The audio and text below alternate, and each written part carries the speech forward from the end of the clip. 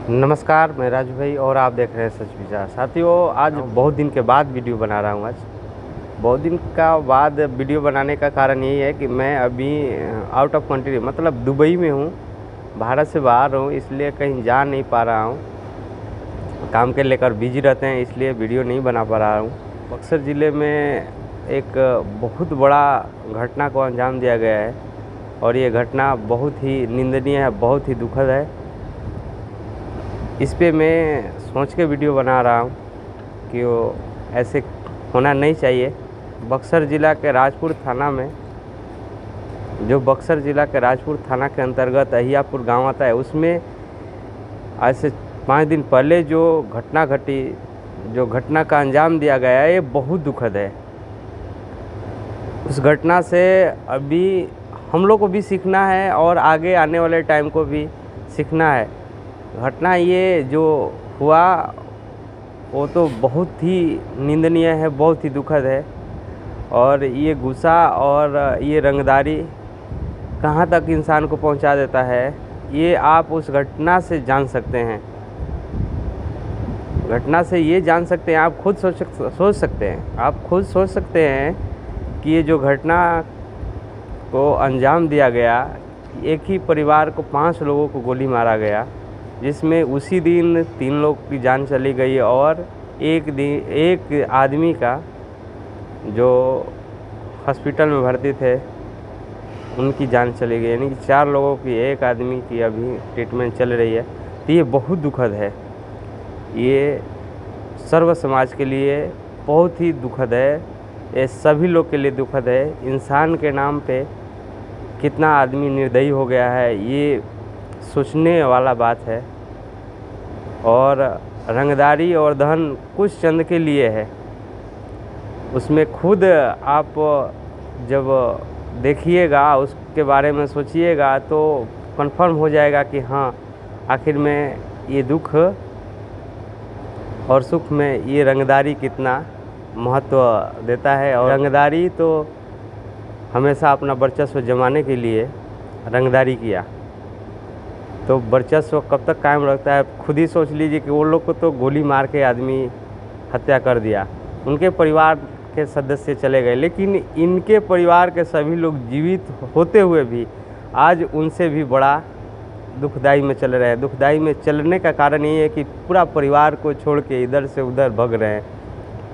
और यहाँ तक कि आज मैं वीडियो पे देखा कि कुर्की भी हो गई, घर का जो सामान था सब कुर्की करके और उस घर पे बुलडोज़र चला दिया गया।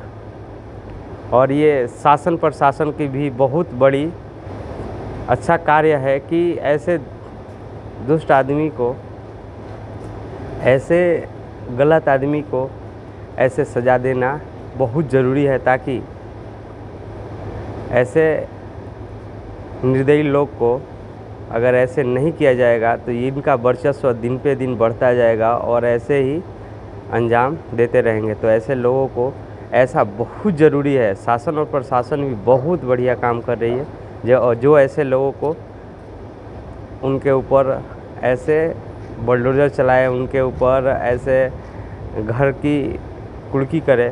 तो ये शासन प्रशासन की बहुत बढ़िया सोच है और कार्य भी है।